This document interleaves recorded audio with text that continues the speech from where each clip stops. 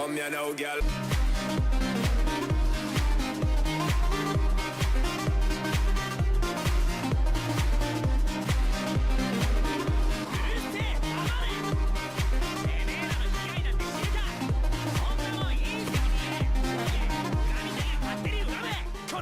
Okay, so your boy the Gaming Anime here to do a reaction to Fairy Tail chapter 514, The Dragon Seed.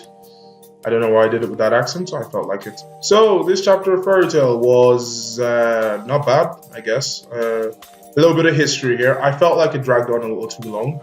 You know, it's cool and all that we got to see a bunch of dragons that were gonna die eventually the next panel, but I mean, I would have liked if they just kind of hurried up this. There's a lot of freaking exposition in this chapter, and if you're not really paying attention to Fairy Tail Mid-Tales, or you're just here for fan service, you're really not going to like this chapter, except for that couple of pages of fan service. There was a little bit of fan service in this chapter too, so you won't be bored like halfway through the chapter. Even Mashima was like, ah shit, that's kind of quite a lot of writing about putting some fan service so people don't forget that Lucy's tits are still in the series.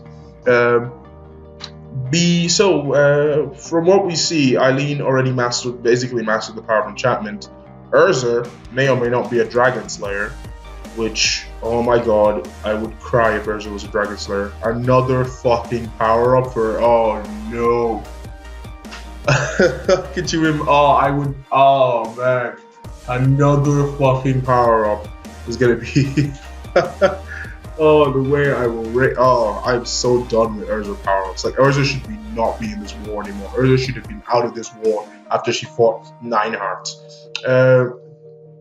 But it's a cool story with, you find out that Eileen invented dragon slayers, which apparently the dragon sort of went along with it, and they bestowed these powers to some random humans, apparently, just like, hey human, would you like some dragon slaying powers? And then the humans all got sick because they had the power of a dragon in a human body.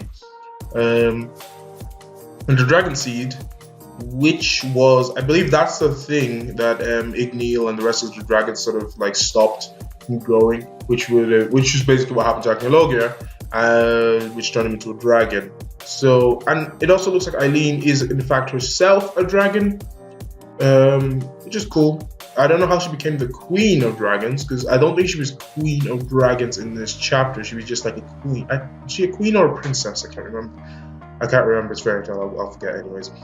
So all in all, not a bad story. I do feel like a lot of this could have been fleshed out a little more in a side story, or could have been sped up way more in this story, because we didn't need half of the stuff that's in this chapter. You could honestly cut out a few of these panels, you know, like Eileen using enchantment for the first time was pointless. We really don't need to see that.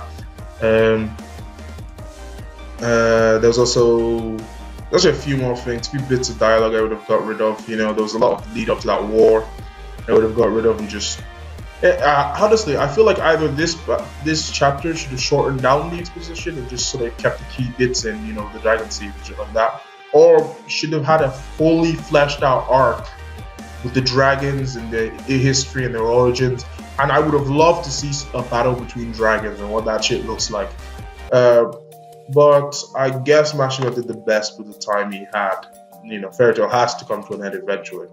I don't know, this feels like something that would have been a nice side story. Maybe one of the side stories, like maybe Mavis's or something, Grey's has the dragon war in it. Someone tell me in the comments if it does. I doubt it. I probably would have read it. So yeah, all in all, not a bad chapter of Fairy Tail, though I do feel it's a bit dragged out. Pointless fan service as usual, by the way. Fairy Tail fans still paying attention, and Natsu also finds out the same information as Eileen.